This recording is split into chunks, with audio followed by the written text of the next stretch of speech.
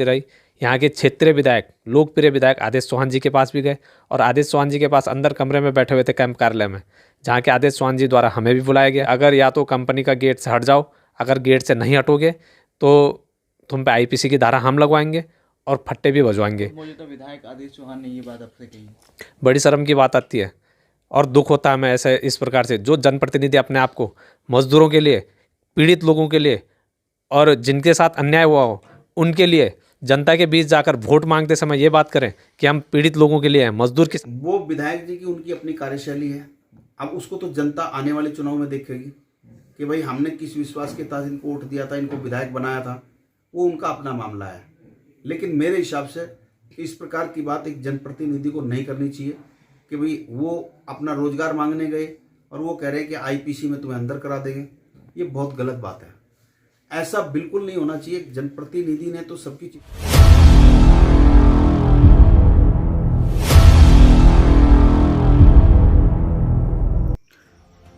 दरअसल पूरा मामला आपको बता दें, सोमवार को Satyam auto components limited SIDCUL Haridwar के प्रतिनिधिमंडल ने रानीपुर विधानसभा के भाजपा नेता प्रेमचंद सैनी से मुलाकात की और मजदूरों पर हो रहे अत्याचार के बारे में प्रेमचंद सैनी को अवगत कराया। मजदूर महिपाल सिंह रावत ने बताया कैसे सत्यम ऑटो कंपोनेंट्स ने बिना किसी कारण के 300 परिवारों का रोजगार छीन लिया है। 300 परिवार दर-दर की ठोकरें खा रहे हैं। 300 परिवार भुखमरी की कगार पर हैं। मजदूरों ने ब्रेकिंग प्लस न्यूज से बातचीत में बताया कि जब मजदूरों ने रानीपुर विधायक को अपनी समस्या से अवगत कराया तो उल्टा विधायक जी ने मजदूरों पर भड़क गए और मजदूरों पर मुकदमा दर्ज कराकर जेल भेजने की बात कही, जिससे मजदूरों में विधायक के खिलाफ काफी रोष है।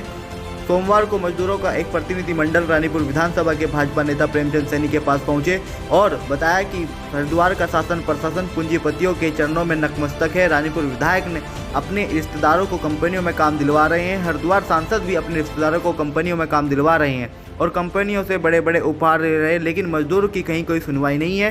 श्रम विभाग कंपनियों से उपहार लेने में और मिठाई लेने में व्यस्त है और मजदूर और किसान सड़क पर है। मजदूरों की समस्या को सुनकर प्रेमचंद सैनी ने सड़क से संसद तक मजदूरों को न्याय दिलाने के लिए लड़ाई लड़ने की बात कही।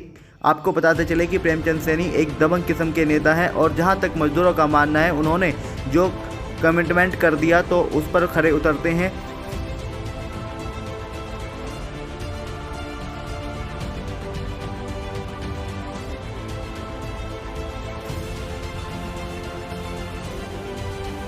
सिर्फ रोजगार की है। मैं 4 साल से कंपनी से बाहर हूँ और मैं स्वयंसेवक भी हूँ। सरकार हमारी है, विधायक हमारा है, सांसद हमारा है, श्रम मंत्री हमारा है, मुख्यमंत्री हमारा है, प्रधानमंत्री हमारा है, लेकिन जो वोट करने वाला स्वयंसेवक है वो बेरोजगार है। आखिर ये कैसी पीड़ा है? आखिर हमने कैसे व्यक्ति को चुना है?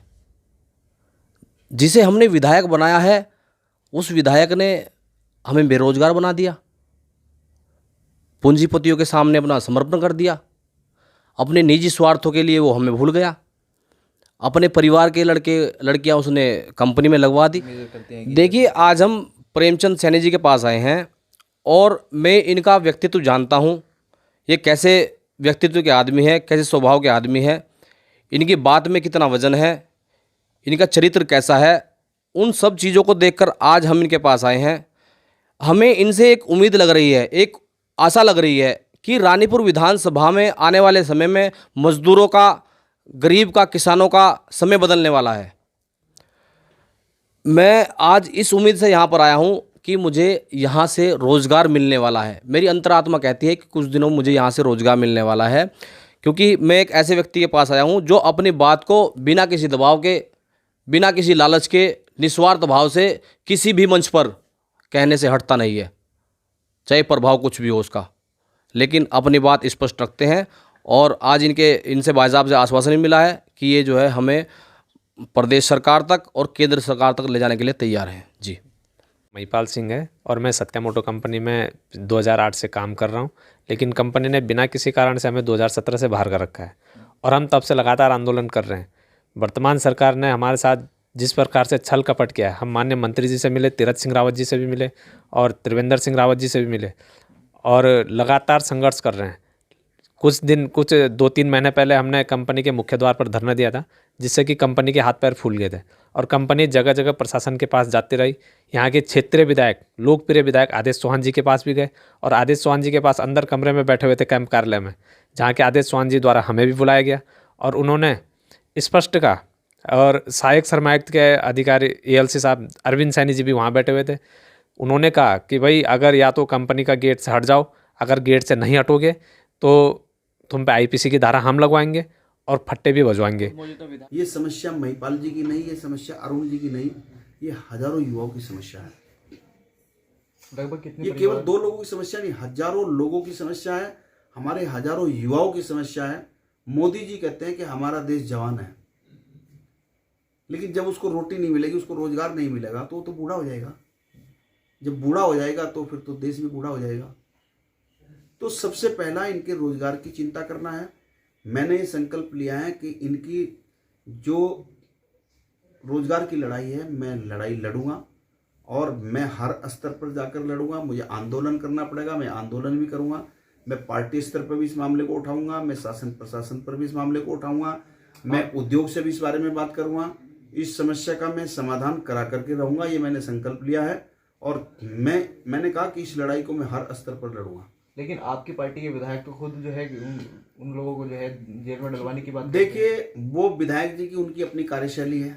अब उसको तो जनता आने वाले चुनाव में देखेगी कि भाई हमने किस विश्वास के तहत इनको वोट दिया था, इनको विधायक बनाया था, वो उनका अपना मामला है। लेकिन मेरे हिसाब से इस प्रकार की बात एक जनप्रतिनिधि को नहीं करनी चाहिए कि भाई वो अपना रोजगार मांगने गए और वो कह रहे हैं कि IPC में तुम्हें अंदर करा देंगे। ये बहुत गलत बात है, ऐसा बिल्कुल नहीं होना चाहिए। जनप्रतिनिधि ने तो सबकी चिंता करनी चाहिए। प्लस न्यूज़ चैनल को सब्सक्राइब कीजिए और जो आपको ये नोटिफिकेशन बेल का बटन दिख रहा है इसको ऑन कर दीजिए, जिससे सबसे पहले आपको हमारी अपडेट मिल सके। धन्यवाद।